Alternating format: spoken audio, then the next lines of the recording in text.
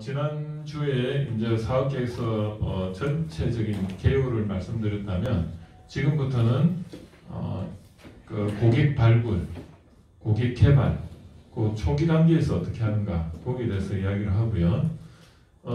우리가 이 사업계획서는 인생 사업계획서와 그 자기의 인생이 투영된 실제적인 제품이나 비즈니스 모델 사업계획서로 이제 이렇게 나갑니다. 그래서 처음에 이 미션과 비전을 내가 창직을 통해서 미션과 비전을 발견해 가는 과정이 선행이 되어야 되고, 내가 왜 사업을 해야 되는가가 굉장히 중요합니다. 이게 기업가 정신, 즉 창업 역량이라고 하는데, 이 기업가 정신에서는 중요한 게 진취성이죠. 내가 어떻게든 사업을 끌고 나가는 게 돈을 벌기 위해서만 한다면은 오래 못 갑니다. 그래서 내가 미션이 뭐고 비전이 뭔가 이걸 찾는데, 그 미션을 우리는 다른 말로 소명이라고 하고, 이거는 자기의 존재 가치라고 볼 수가 있고, 세상이 내한테 원하는 게 뭔가, 그 미션이 뭔가, 내가 태어난 이유가 뭔가, why,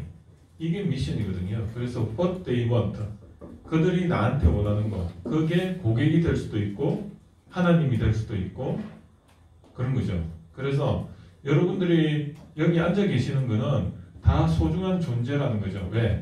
내가 누군가에게 도움이 된다면 내가 그 공부를 통해서, 내가 창직을 통해서 여기서 새롭게 버전업이 돼서 해야 되는 거죠.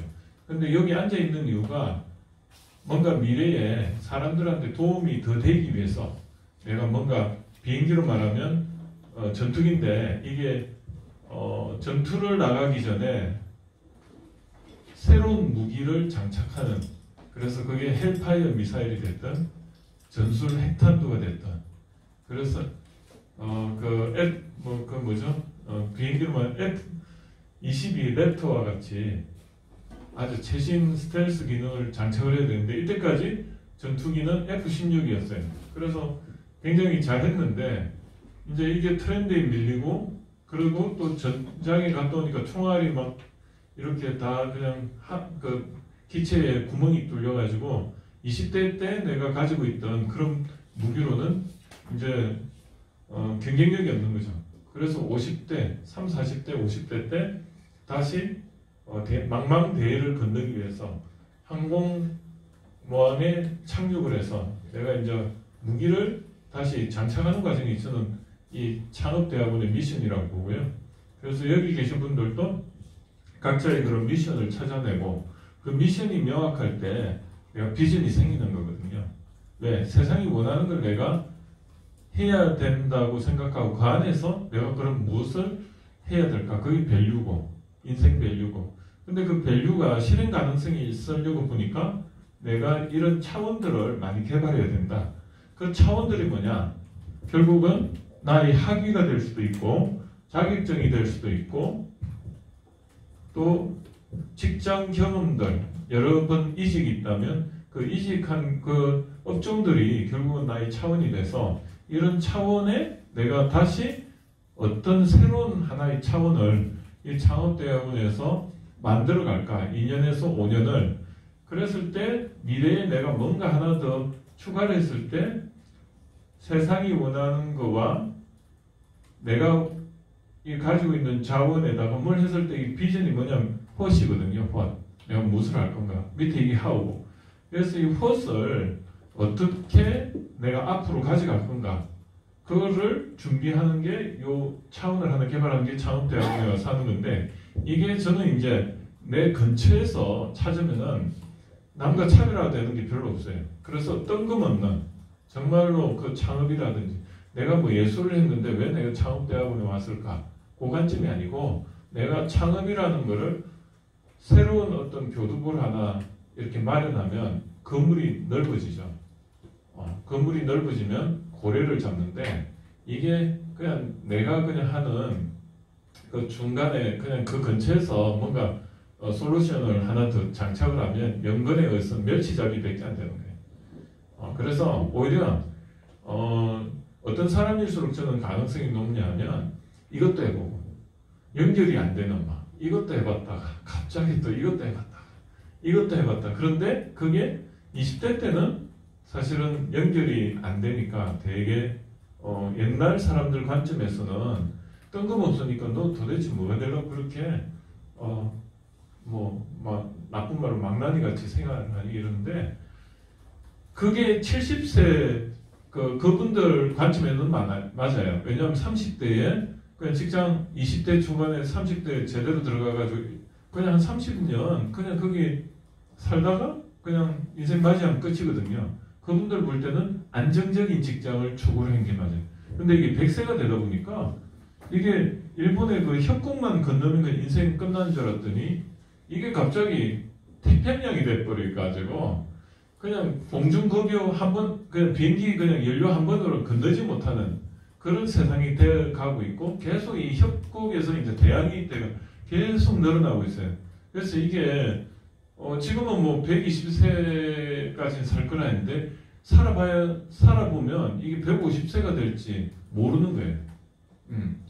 그러다 보니까 옛날 어른들 입장에서 보면 우리가 되게 이해가 안 되고 그런데 우리도 안 살아본 세상을 이제 나아가기 위해서는 새로운 관점을 가져야 되고 그게 롤 모델이 저지 않습니까? 저도 뭐 마찬가지로 안 살아본 세상을 나는 그냥 한번 대차게 살아보자 생각대로 살아왔더니 여기까지 온 거예요.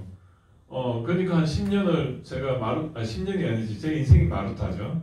그래서 뜬금없이 뭐 이렇게 하다 보니까 사실은 여기까지 온 거고 그게 인정을 받는 거고 그래서 이 차원을 만들어서 내가 만약에 남과 똑같은 차원밖에 없다. 근데 A 차원, B 차원은 사실은 남들이 다 하고 있어. 그럼 요 C 차원을 내가 했을 때 이 중간 영역이 뭔가를 고민해서 스토리텔링을 해서 에디톨로지 해서 만들어내면 그게 자기 자원이거든요. 그걸 가지고 내가 하고 싶은 걸 딱 제시를 했을 때 세상이 원하는 거와 내가 이 하우와 화의 중간에 what을 찾아내면 이게 사실은 내 창직이거든요. 그래서 처음에는 그 창직을 했을 때 누구도 인정해 주지 않죠. 새로운 분야니까. 뭐부터 해야 되느냐. 처음에는 봉사부터 해요. 그래서 저는 이제 유튜브를 자주 이렇게 틀어놓고 이렇게 오는데 이 한번 그 카테고리 잡으면 거기서 오늘은 독서라는 카테고리를 쭉 들으니까 계속 나오더라고요. 근데 3,000권을 읽은 젊은 친구인데 한 30대 초반 정도 돼 보여요. 그래서 이 친구가 자기가 처음에는 한 7년 전에는 취업이 안 돼가 갈 데 없어가지고 3년은 집에 틀어박혀 있고 그러다가 내가 이렇게 살면 안 되겠다. 이거 아무것도 없는 20대 중후반에 그래서 책을 읽기 시작해 3년 동안 내가 책을 3,000권을 읽으면 내 인생이 어떻게 될까? 그래서 책을 읽기 시작해서 이 친구가 책을 읽다 보니까 결국은 이제 책 읽는 방법론적인 걸 강의를 하게 되고 그러면서 영어 강의까지 하는 거예요. 백수가 영어를 못하는 백수가. 그런데 영어를 강의를 하려고 보니까 자기가 왜 그러면 강의를 하게 됐냐? 그냥 내가 그 분야의 영어를 공부를 하니까 동기부여가 안 되더랍니다. 그럼 남을 가르치는 입장에서 한번 해보면 동기부여가 될 것 같아가지고 SNS상에 공지를 어떻게 올렸냐면 저는 영어를 못합니다. 왕초보자만 오세요. 강의료는 무료. 했더니 사람들은 무료라는 것만 보고 온 거예요. 와서 보니까 진짜 실력 없는 사람이 영어 나나 도친 개친인데 영어 강의를 하겠다고 왔으니까 사람들이 막 분노를 하는 거예요. 그런데 자세히 보십시오. 전 진짜 영어 못해요. 왕초보만 오세요. 근데 사람들 무료 그거 보고 온 거예요. 근데 그 중에 또 착한 사람 끝까지 들어주더랍니다. 그래서 강의를 하다 보니까 영어 전문가가 되고 정말 영어를 공부를 못하는 지지리도 못하는 루저였는데 박지성 같이 생겼더라고요. 예. 죄송해요. 박지성이 못생겼다는 게 아니고 박지성 같이 생긴 사람인데 말도 그냥 수줍게 그냥 이렇게 말하고 박지성 스타일 저 말이에요. 그런데 막 시선도 못 맞추고 그런 사람이 명강사거든요. 그래서 처음에 뭐부터 해야 되냐면 이 차원을 개발할 때 처음에는 무료로 해야 돼요. 그래서 그 사람과 같이 봉사 봉사를 해서 뭔가 기회를 많이 강의할 기회를 많이 만들어야 되는 거지. 내가 없는 시장에서 만들어내는데 거기서 돈을 받으면요 눈높이가 높아져가지고 결국은 비난밖에 안 받아요. 그럼 이게 매장이에요. 그러니까 처음에는 무료 봉사 이걸로 시작해서 무료 강의를 하는 거예요. 무료 강의 한 달만 해보십시오.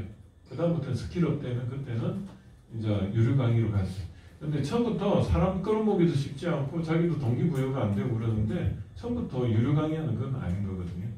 그래서 연극하는 거하고 똑같아요. 연극도 처음에는 한 10년 그냥 푹 성숙이 되잖아요. 그 다음에 어느 순간에 대타로 나갔는데 그 사람의 그 눈빛적인 하나로 그냥 뜬 사람들 많잖아요. 다 보면 10년이라는 게 거의 무료 강의라면서 자기 브랜드 포지셔닝을 만들어내는 거거든요. 연극 배우 중에서도 그 분야 전문 배우 그걸로 하다 보면 영화를 찍게 되고 그러면서 어느 날 생각도 못한 어떤 신인이 나타나서 이 소문이 나면 캐스팅 되면 그냥 갑자기 있다는 거거든요.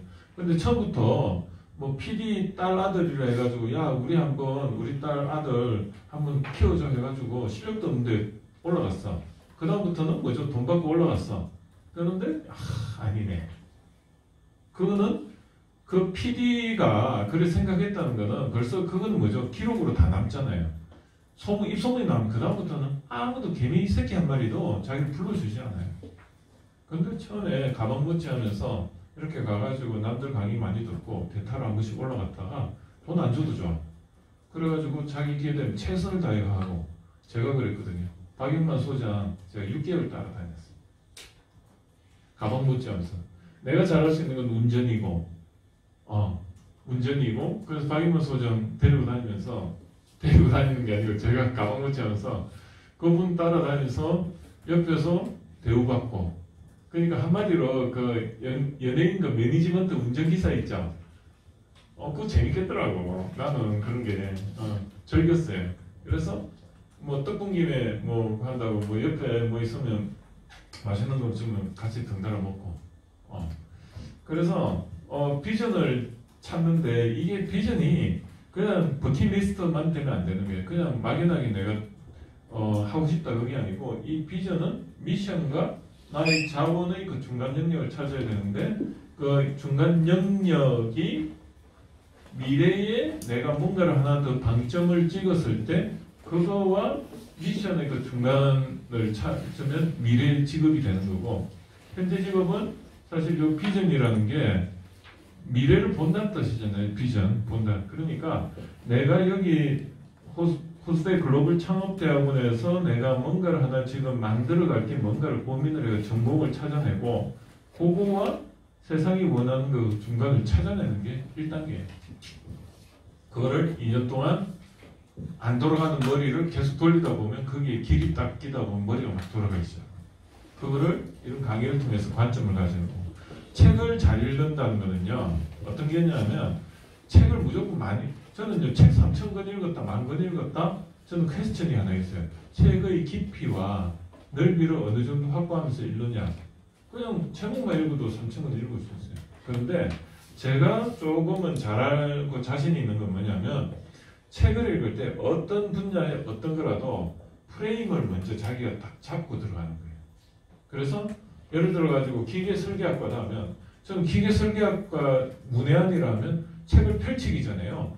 먼저 한자가 굉장히 좋은 거예요. 상형 문자가 두 개가 합치면은 산이 문자가 되지 않습니까? 즉 산과 사람이 있으면 산에 사람이 들어가면 도인이죠.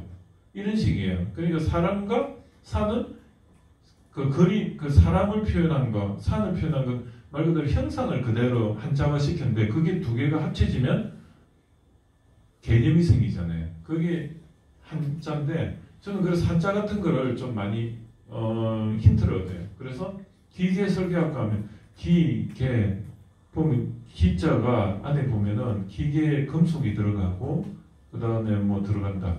근데 개가 보니까 거기에 플래닝이 들어가거든요. 그 다음에 설치하다 할 때 만드는 거 그리고 그 기계 설계학 그래서 그런 식으로 해서 힘들다. 이거 기계를 디자인하고 만들어서 거기에 대해서 이론화시키는 과목이구나. 설계학.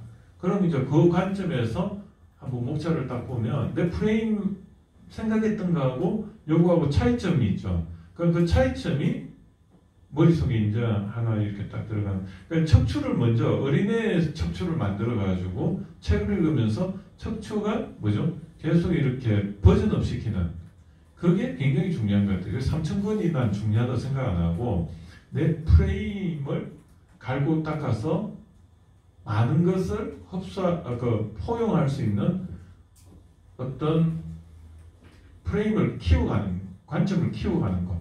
그래서 흑백 논리가 아니고 이거 아니면 저거냐 그게 아니고 이걸 두 개를 합하면은 더 큰 프레임을 보면은 그게 다 설명이 되는 거. 그게 뭐죠? 아인슈타인의 통일장 이론이거든요. 그거 하다가 죽은 거라고 보면 돼요. 뭐냐면 아인슈타인은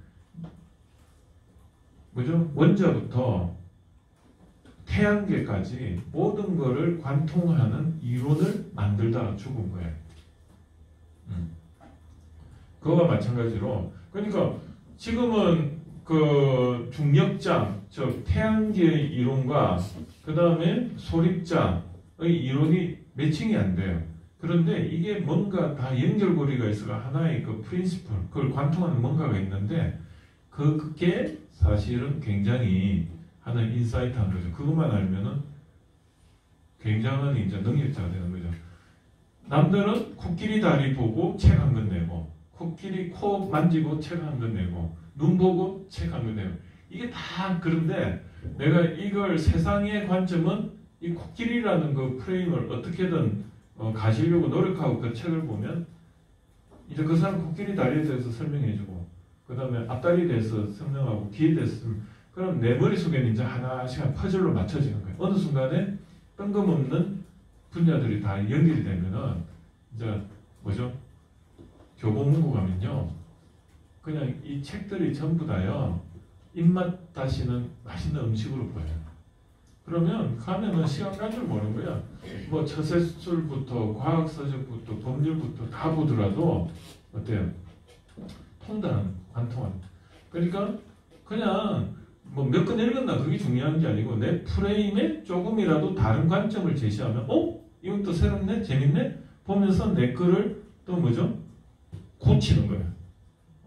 이거 보면 이 사람은 이런 관점으로 이야기하네요? 이거 일리 있다. 그러면 내가 지금 가지고 있는 프레임에서 이거하고 배치가 되는데 이걸 어떻게 내과시켜 프레임을 더 늘릴까? 왜냐하면 나는 내 관점으로 그 상대방이 관점이 이해가 안 되면 나는 어떻게 생각하냐면 내 관점이 뭔가 저걸 흡수해서 해석이 안 되는 수리를 필요로 하는 뭔가 좀 키워야 된다 그런 관점으로 봐지는 거예요. 그렇기 때문에 그걸 뭐라고 하죠? 정반합. 나 거와 반대되는 걸 합해서 또 더 올리는 거예요. 그런 거죠. 그게 정반합이죠. 그게 변정법적 논리죠. 변정법. 그게 소크라테스나 다 그거예요. 내 거를 버리고 다시 맞네? 하면은 버리고 다시 그거에 갔다가 막 맨날 그게 아니고 어떻게든 내 그릇을 키워서 그걸 다 설명할 수 있는 프린시플을 만들어내는 거. 뜬금없는 두 가지의 그 이론이지만 그 중간에는 뭔가 연결고리가 있다는 가정하에서 그걸 어떻게든 만들어내면 그게 위대한 학자가 되는 겁니다. 그래서 그게 사실은 우리의 해야 될 비전이고요.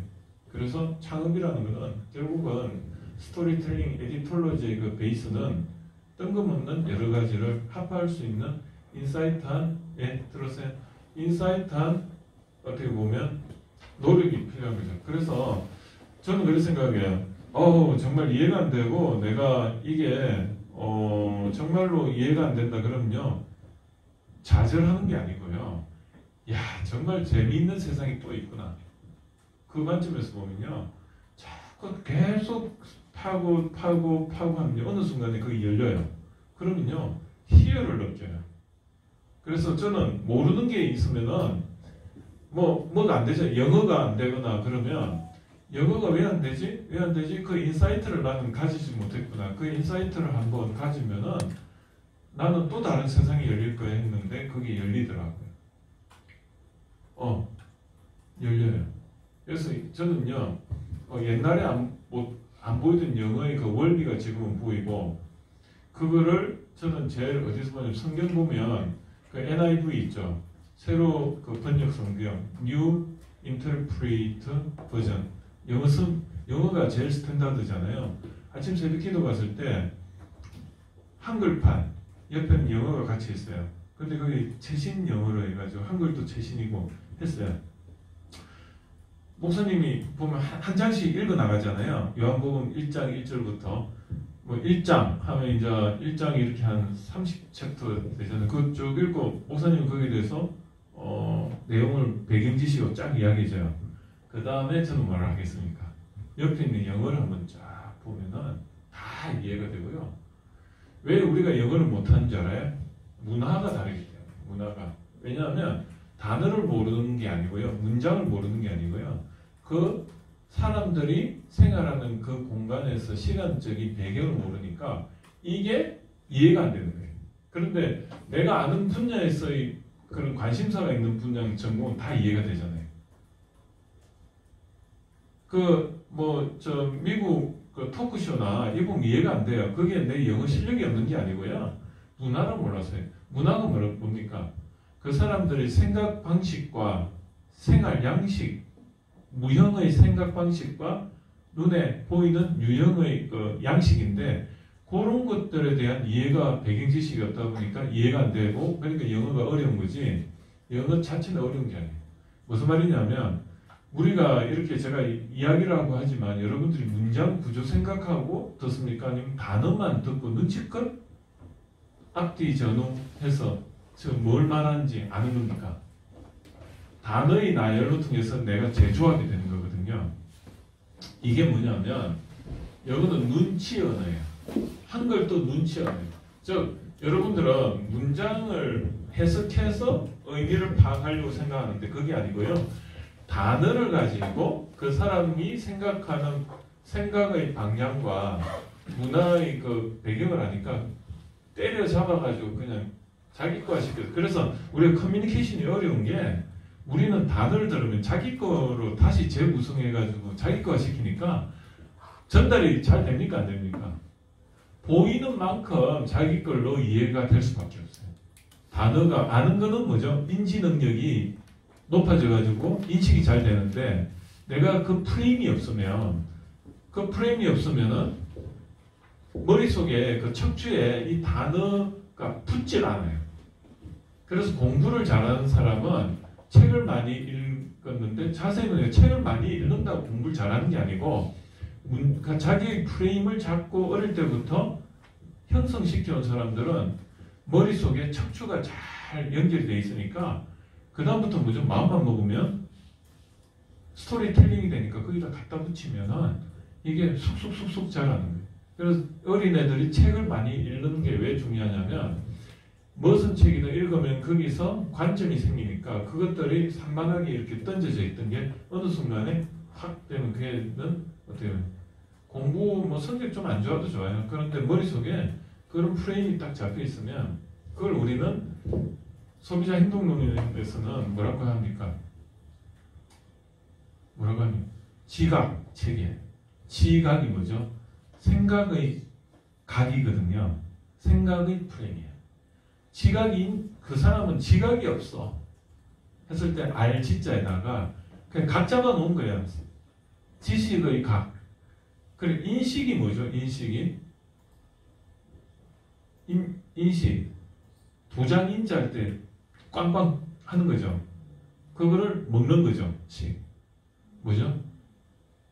인식을 한다는 거는 내가 무형의 언어의 그 생각이 들어오면 그걸 잡아채는 그래서 그걸 내 머릿속에 도장을 꽝꽝 할 수 있는 능력이에요. 그걸 인식이라고 해요. 인식이 되느냐 안 되느냐는 뭐죠? 자기 프레임 체계가 있어야지 인식이 되는 거예요. 어린아이가 인식이 됩니까? 이런 게? 프레임 체계가 없으니까 인식이 그러니까 망이 없으니까 거물망이 없으니까 미리 그런 게 만들어진 게 없으니까 잡아채질 못하는 거예요. 그러니까 그냥 잠 오고 그냥 다 날아가 그냥 통해버린. 근데 내가 지각이 만들어져 있고 상대방이 뭘 아는 걸 단어를 말하면 다 여기 걸려가지고 그게 살이 되고 피가 돼요. 그래서 공부를 잘한다는 거는 책을 잘 읽고 많이 읽는 게 다독이 중요한 게 아니고 지각 체계를 만들어야 되고 그 지각 체계를 통해서 책을 읽었을 때 거기 걸러지면 그게 살이 되는 거죠. 그걸 우리는 스키마 들어보셨어요? 이미지 체계 그걸 스키마라고 하는데 그런 게 경영지도사 시험이에요. 그래서 그런 게 사람이 이제 소비자 행동론이 뭐냐면 처음에 뭐죠? 처음에 가다가 뚝뚝뚝뚝 하는데 뭔가 자꾸 이렇게 관심이 보여져. 그럼 처음에 관심을 가졌다가 그 다음에 이게 뭐지 하고 궁금증을 가지는 거 관심 체계에서 그 다음에 자기의 프레임이 형성이 안 됐으면 뭐죠? 처음에 지각을 만들어주고 광고를 홍보 같은 거 이거는 뭐예요? 하고 프레임을 자꾸 제시를 해주는 거예요.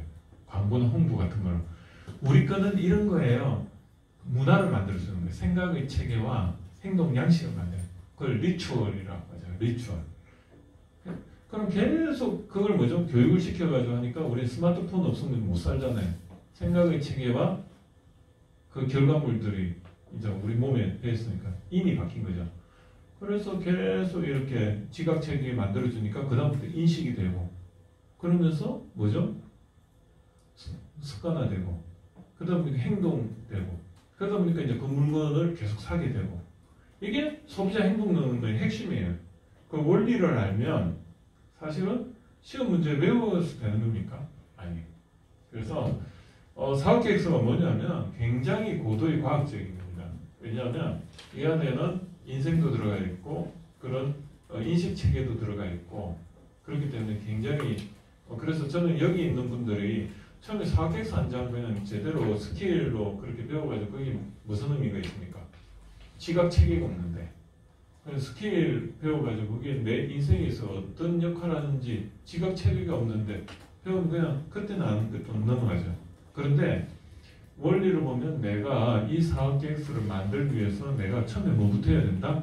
기업가 정신이 있어야 되는데 그 중에 진취성이 있어야 되는데 그 진취성이 뭐냐? 결국은 나의 그 미션과 나의 이러한 자원과 그 중간에 비전을 명확하게 해야지. 그 다음부터 뭐죠? 목적이 이끄는 삶, 미션이라는 목적이 이끄는 삶과 그 다음에 실현 가능성이 이끄는 삶, 그리고 목표가 이끄는 삶, 이게 되는 거예요. 결국 목표는 why와 how의 중간 what을 찾아내는 과정인데 이게 선행이 되어야 됩니다. 그 방향성이 미래의 3년에서 5년 후에 내가 뭐가 되고 싶은가를 먼저 했을 때 그걸 이게 나의 니즈거든요. 나의 내부의 니즈를 만족시켜주고 외부의 미션이 박수를 받아야 되는 거죠. What they want. 그들이 나한테 원하는 걸 해야 돼요. 피카소는 그림을 그렸는데 그게 돈이 돼서 당대에 뭐죠? 유람선 타고 미인들하고 같이 재미있게 살았는데 고은은 어때요? 한숨 쉬면서 자기 좋아하는 거 하다가 부대에 그림을 팔아서 뭐죠?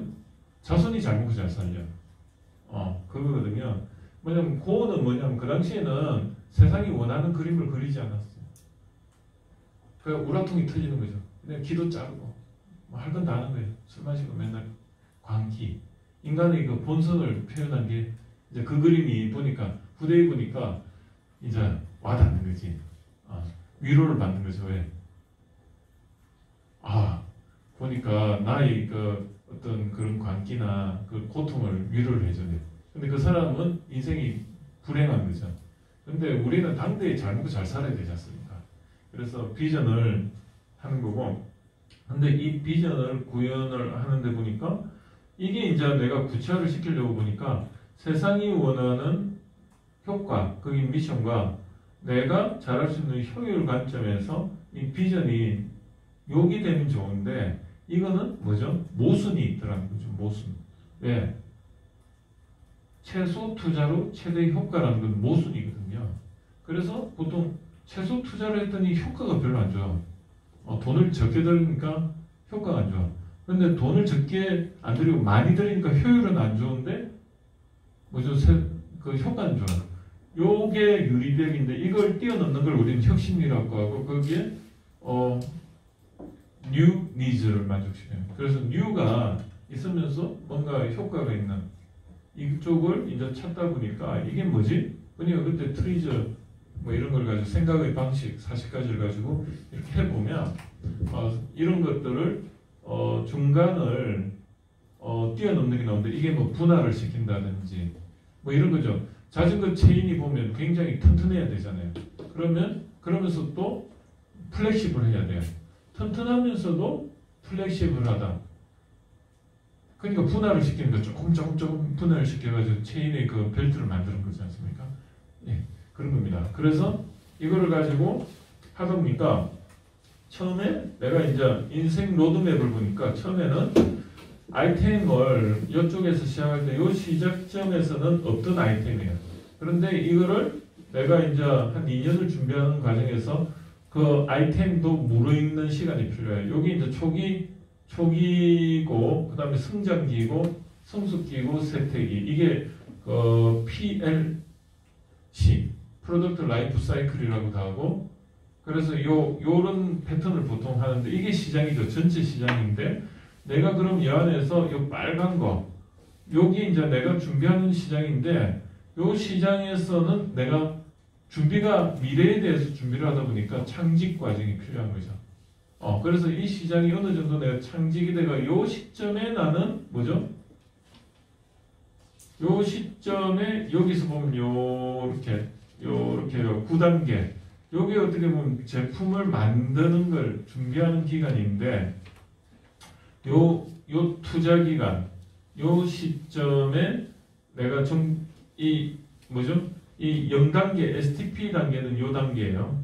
요 시장에 대해서 파악하는 단계 내가 그 분야의 전문가가 돼야 되는 거고 없는 시장 만들어야 되고 거기 한 2년에서 3년 걸리고 왜 이게 압축 경험을 하는 거죠. 그때 뭘 하죠? 내가 상대방 제품들을 관심 있는 제품들을 유통을 해보는 거죠. 쇼핑몰 같은 데서 유통을 해보니까 경쟁 제품들에 대해서 파악을 할 수 있고 그거에 대해서 또 제시도 할 수 있고 그래서 이런 시점이 요 단계에 해당이 되고 0단계 그 다음에 여기서 1단계부터 여기 매출이 일어나기 전까지 요 9단계까지가 요 단계가 사실은 린스타트업에서 요 린스타트업은 1단계부터 5단계까지고요. 그 5단계가 뭐라고 했죠? 시제품 워킹 모캅인데 이 단계에 논문으로 말하면 연구 모형 갓을 해가지고 여기서 한번 설문조사 해보는 거죠. 근데 가설을 세우고 했지만 시장이 먹힌지 안 먹힌지 나도 모르는 거예요. 그래서 여기서 해봤더니 이게 아닌가요? 하면 다시 3단계나 1단계 아이디어 단계로 다시 넘어가서 다시 이렇게 계속 보는 거죠. 근데 이 돈이 보통 아이디어 단계는 요 기술 개발 목표를 정하는데 이 기술 개발 목표 여기 펑션 리콰이어먼트라는데 요 단계를 정하는 게 결국은 이 시장을 알아야지 이 시장에서 이렇게 고객이 원하는 게 뭔가를 찾아내잖아요. 그러면 이 고객이 원하는 걸 찾아내기 위해서는 여기서 어떻게 해야 되느냐 그걸 오늘 강의를 통해서 알려드린 거예요. 시장은 말을 합니까? 말 안 해요. 그런데 여기서 내가 아이디어 단계를 이렇게 찾아내고 그걸 가지고 여기 홀수가 보통 이제 그 단계로 말하면 뭘 만드는 단계인데 이 3단계가 뭐냐 하면 프로토타입, 컨셉 아파트로 말하면 그림 정도 지난주에 말했듯이 이 단계가 뭐냐면 기능만 겨우 구현해가 마분지로 해본다는 기존 제품들 2개를 사가지고 내가 그걸 만들진 않지만 그걸 연결해가지고 내가 생각하는 게 되는가 그런 기술적인 가능성만 요 3단계에서 알아보고 여기서 다시 프로토타입이 되면 요 단계에서 뭐죠? 연구개발이죠. 이걸 우리는 아이디어 단계에서 3단계까지 가는 요 단계를 없는 걸 만들어내는 거잖아요. 그걸 연구개발 단계, Research and Development. 이걸 다른 말로 말하면 시행착오 단계예요. 그래서 기술만 어떻게든 제품 단계에서 내가 하고 싶은 거를 가능할까? 이 혁신이 가능할까? 이거를 여기서 한번 구현을 해보는 이게 돈이 얼마 드느냐? 1,000만 원 이하 들더라. 그래서 우리 메이크톤, 해커톤 들어보셨죠? 거기 뭐냐면 메이커 하는 사람이 만들어보는 사람들이 2박 3일 동안 마라톤 하듯이 어디서 전문가끼리 모여가지고 한번 R&D를 해보는 거예요. 이 샌프란시스코에서 그 이제 직장인들이 눈치 보이니까 금요일부터 일요일까지 반지하에다가 자기들 한 2,000달러 모아가지고 200만 원 모아가지고 한 2박 3일 동안 각 분야 전문가들 사람, 기술, 자본, 마케팅 이 관점에서 각 분야 전문가들이 모여가지고 한번 잠도 안 자고 막 하는 거예요. 돈도 없고 하니까 2박 3일 동안 지금으로 말하면 뭐 위워크라든지 아니면 토즈 이런 데 모여가지고 하는 거예요. 그래가지고 시제품 프로토타입, 시제품은 여기고 프로토타입을 만들어서 그걸 가지고 뭐죠? 하다 보면 생각도 못한 다양한 문제점도 발견이 되고 거기서 뭔가 안목도 생기고 그래서 여기를 압축 경험을 하는 거예요. 압축 경험을 해서 그걸 가지고 사업계획서를 만드는 거예요. 그래서 사업계획서를 여기서 우리가 사진 기술 가능성에 대한 사진도 만들고 해서 우리가 제품 사양도 그때 나오고 그러면서 우리가 시장에서 팔리는 거와 똑같은 5단계 제품을 한번 여기 이제 뒤에 단계에 만들어질 걸 여기서 모델하우스, 아파트를 말하면 모델하우스와 같이 디자인까지 결합이 된 기능에다 디자인까지 결합이 되고 그리고 거기 성능도 약간 나오고 그 정도로 5단계까지 하려고 보니 여기가 돈이 5천만 원 평균 들더라 이거죠. 그거를 개인이 감당할 수 있느냐 없잖아요. 그리고 시장에서 이게 연구 모형 설문조사했더니 이게 먹힐지 안 먹힐지도 모르고 여기서 이쪽으로 뒤로 넘어가는 확률이 5%밖에 안 돼요. 처음에 도전할 때는. 한 5번 도전하면 그게 한 50% 돼요. 그런데 5번 도전하는 사람의 그 역량은 여기로 넘어가는 게 50%인데 처음 도전한 사람은 5%밖에 95%는 이거 내가 생각했던 거하고 다르네? 제품으로서 안 되겠어. 이런 사람들이 다시 이쪽으로 넘어가는 그런 실패 비용이 굉장히 큰데 그거를 자기 돈으로 해야 돼요. 왜냐하면 95%가 이건 그 실패하는 건데 그래서 정부에서 예비 창업 패키지 지원사 거기 옛날에 그 창업선도대학인데 그런 거는 초기 창업 패키지 지원사 그게 창업선도대학이 그게 한 평균 5천만 원 준대 우리나라에서 그게 한 매년 몇 팀을 주느냐 1,500개 팀을 줬어요. 거기에 그 사람들 평균 5천만 원 안 갚아도 되는 돈 하나도 자기 돈 안 내고 5천만 원을 받아서 단지 이 사업계획서 하나 여기서 이런 경험을 가지고 사업계획서 하나 내서 5천만 원 받아서 1년을 그걸 가지고 창업 MBA를 하고요. 여기서 성공 실패 판정은 뭘로 한다? 3가지 중에 2개만 하면 그냥 중간은 내요. 사업자 등록증 내고 와이프 1명 내 직원으로 등록하고 그러면 돼요. 그리고 또 시제품 하나 시제품 당연히 최선을 다해서 만들면 완성도가 떨어지더라도 최선을 다해서 만들면 되는 거예요. 그리고 요즘은 세상이 좋아가지고 저 같은 멘티를 또 등록을 해가지고 제가 624번인데 제 중간 PPL 강번에 연번이 620. 그리고 또 붙여줘요. 그 친구들은 그 문외한이니까 그러다 보니까 그냥 자기는 그냥 아이디어만 내가 사업계획서 만들어가고 그냥 다 되게 해. 그래가지고 여기서 매출까지 조금 일어나면은 최우수야. 그래가지고 여기서 이제 만약에 그렇게 이제 본인 진짜 확신이 들면 그 다음에 어떻게 하죠? 이제 여기서 IR을 해요. 엔젤 투자를 받으면 적게는 1억에서 많게는 5억씩 받아서 그 다음에 뭐죠? 여기 7단계가 여기에 엔지니어링 단계예요. 이걸 시설 투자 단계. 엔지니어가 공학이란 뜻이잖아요. 너는 공대 다니니 공학이니 기계공학 할 때 그 공학이 요 단계에 필요한 학문들이에요. 여기서 물리, 화학, 생물 이런 거는 아이디어 단계에서 3단계 요 구현하는 거고 이거를 원천 기술 개발 사업이라고 해서 없는 걸 만들어내니까 규모가 좀 커요. 그런데 여기서 5단계에서 7단계가 7단계 여기 뭐냐면 공장 짓고 프로세서 공정 장비 만들고 뭐 조립 라인 구축하고 이런 건 뭐죠? 이걸 시설 단계인데 이게 엔지니어링, 인프라 구축 단계 똑같은 말이에요. 그래서 여기서 이걸 하다 보니까 이것은 돈이 5천만 원이 아니고 5억이 드는 거예요. 10배가 더 들어요. 그럼 여기 이제 리스크가 있는 거죠. 여기는 이제 목숨 걸고 이제 하는 거예요.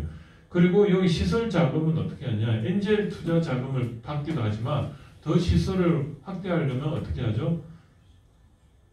기술 보전 기관 가서 돈 땡기죠. 그 다음에 중진공 이런 데 가서 사실은 부채를 끌어오는 거죠. 그리고 9단계가 뭐죠? 운영 자금. 여기서는 내가 매출하면 바로 돈 들어옵니까? 재고도 있고 그리고 또 이게 회전되는 한 3개월 정도 걸리고 그래서 보통 매출의 4분의 1을 1년 매출의 4분의 1을 배출을 해주죠. 그래서 9단계까지 가고 그 다음에 어떻게 하죠? 그 다음에 이제 10단계가 되면 매출을 이제 여기서 이제 일어나기 시작해요. 이렇게 여기서 이제 이렇게 여기서 보면 여기 이제 이렇게 또 이제 매출이 여기서부터 이제 내가 매출이 일어나기 시작하는데 요 매출이 여기 좀 그림이 살짝 좀 잘못됐어요. 여기 이제 요걸 보면 여기 매출이 일어나기 시작하는데 여기서 이제 매출이 일어날 때 뭐죠? 운영 자금이 이제 돌기 시작하고 그러면 이제 뭐냐? 그런데 시스템적으로 인적 구성이나 이런 게 체계적으로 돼 있겠습니까? 안 돼 있죠.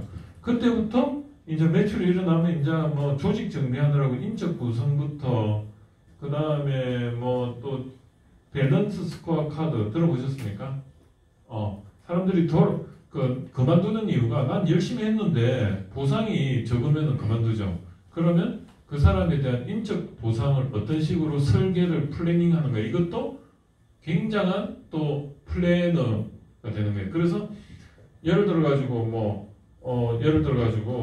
매출 기반 플러스 또 비용 그러니까 매출을 많이 일으키는 것만으로 돈을 주면 안 되겠죠. 비용을 얼마나 또 그 사람이 감소시키는데 그래서 원가 구조가 이게 매출 많이 일어나지만 비용도 줄여야지 수익이 나지 않습니까? 그러니까 매출 많이 일으키고 비용을 절감하고 수익을 많이 내는 그 3박자가 밸런스 스코어의 핵심이에요. 매출을 또 일으키게 해야지 동기부여가 되지 않습니까? 그래서 회사가 성장하잖아요. 그래서 여기는 회사의 성장 관점이고 이거는 회사의 비용을 줄인다는 것은 회사의 수익 구조를 개선하기 위해서는 비용을 줄여야 되고 그리고 베니핏 마이너스 코스트 하면 밸류잖아요. 그 회사의 또 가치 관점에서 그래서 이 세 가지를 사람들이 잘 할 수 있도록 밸런스 스코어 카드 그걸 BSC라고 하는데 이거를 잘 설계를 해야지 회사가 성장을 하는데 2단계에서 10단계에서는 그런 걸 구축하는 단계입니다. 그 다음에 이제 11단계는 뭐냐면 회사가 이제 매출이 막 여기 일어나가지고 이제 성장을 막 해요. 그럼 뭐가 문제가 됩니까? 자금 경색 아니면 재고가 또 재고 예측 잘못해서 그냥 망하고 그래서 결국 리스크 최소화를 하기 위한 최적화를 또 해야 돼요. 그리고 12단계에서 뭐죠? 다시 이제 차세대 먹고 살 거를 또 해야 되는데 그래서 이게 어떻게 되냐면 여기 이쪽에 와야 되고 여기 이쪽에 와야 돼요. 그래서 여기 좀 밀렸는데 제가 수정을 하겠습니다. 그래서 또 여기서는 앞에 했던 거를 똑같이 반복해서 또 준비를 해야 돼요.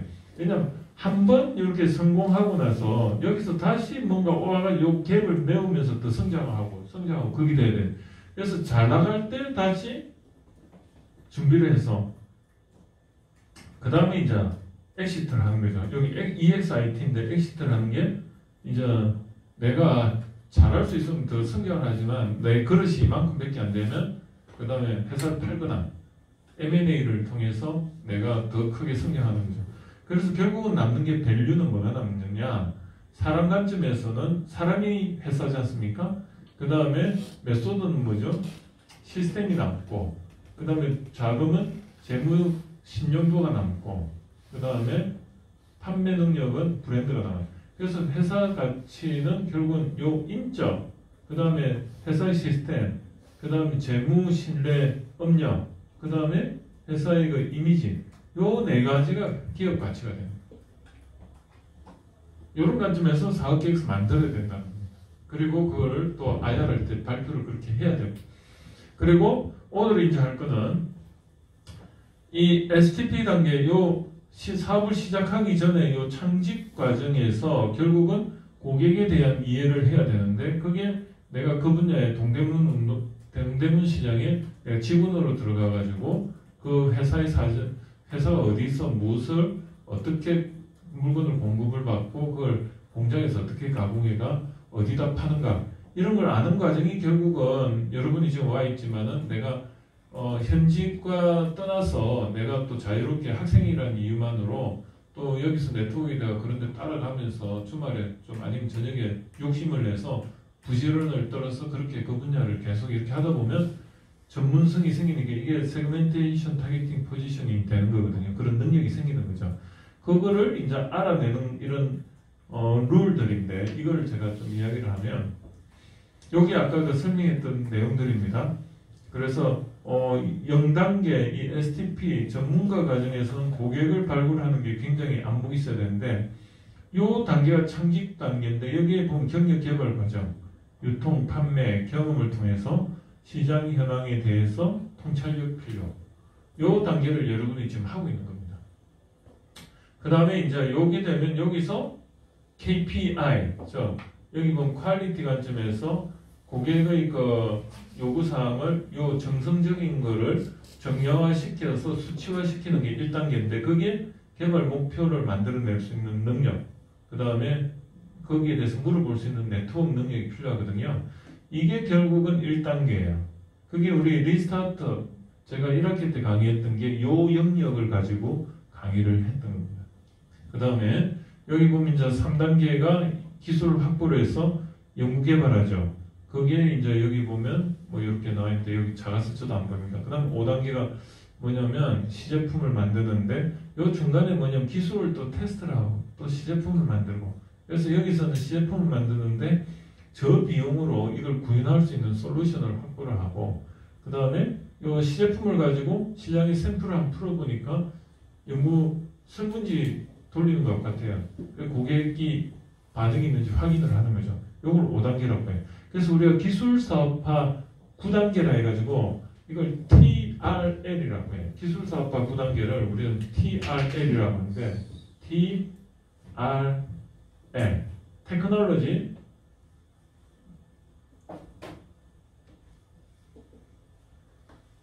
테크놀로지 그 다음에 이거 뭐죠? 레이딩이 있어.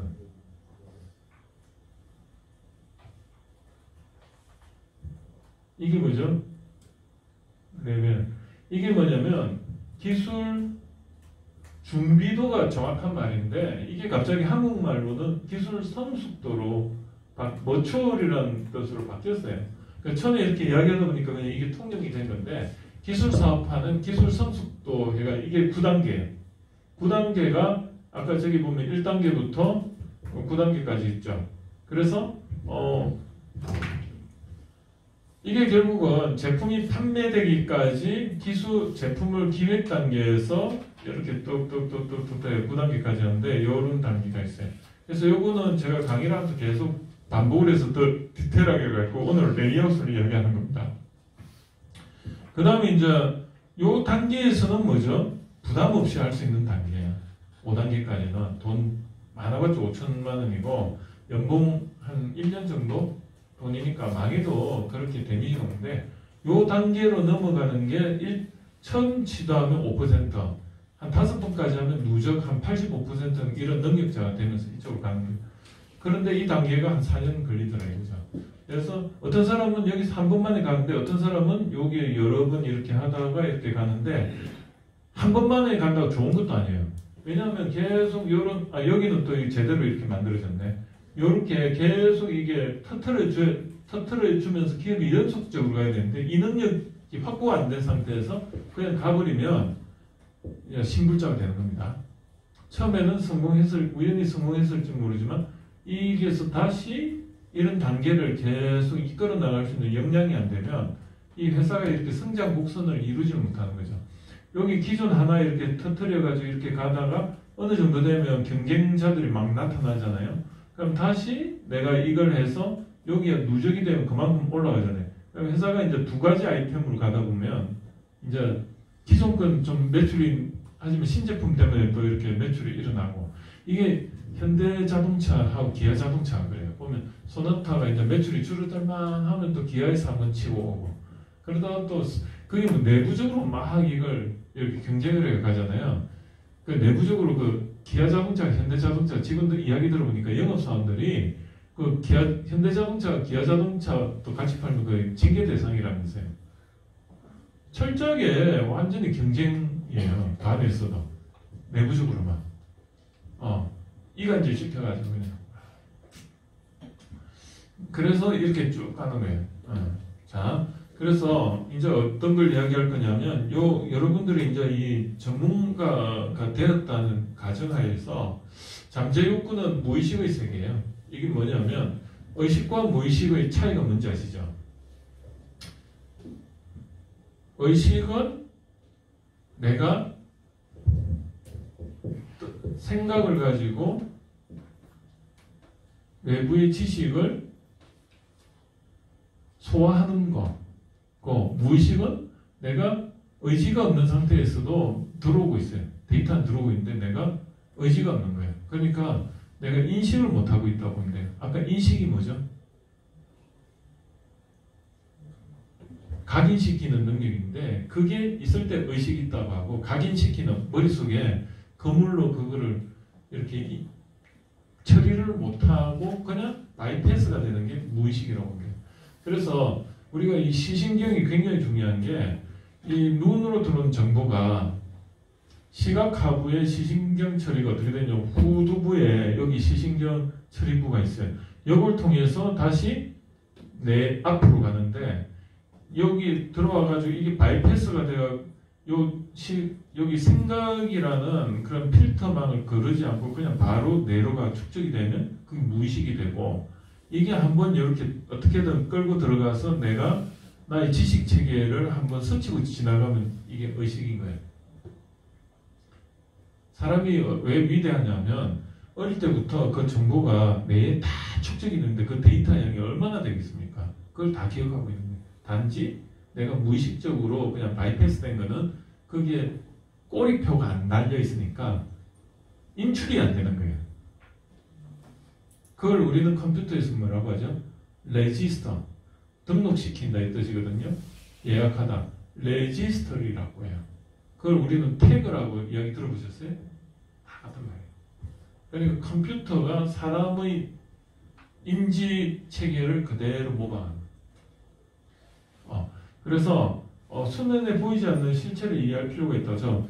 우리가 그 문화라는 것은 결국은 생각의 체계와 뭐죠? 관습이라는 그 결과물, 눈에 보이는 유형과 생각의 체계 무형인데 그 생각의 체계가 뭐냐면 어떻게 형성이 되냐면 그 생각의 체계를 봤더니 내부로부터 우리는 그 문화에 노출이 되어 있다는 것은 결국은 내가 완전히 그냥 의식을 하든 무의식을 하든 정보는 내 머릿속에 계속 들어가고 있다는 겁니다. 그래서 이 사람들은요, 욕구 체계가요, 내가 무의식 체계에서 나오는 줄 사람들은 몰라요. 왜냐하면 레지스터리가 없으니까 내가 뭔가 원하는 건 있는데 인출이 안 되니까 머릿속에서 뭘 원하는데 내가 나를 모르는 거예요. 그게 경영지도사의 그 소비자 행동론의 핵심입니다. 이게 다 시험이에요, 시험. 결국은. 그래서 이런 체계를 알면 그걸 보면 이해가 되는데 그냥 그걸 무조건 외우면 어떤 사태가 벌어지냐면 척추가 없는 상태에서 그냥 영양분을 대립하면 그게 어떻게 돼요? 정신병이 오는 거예요.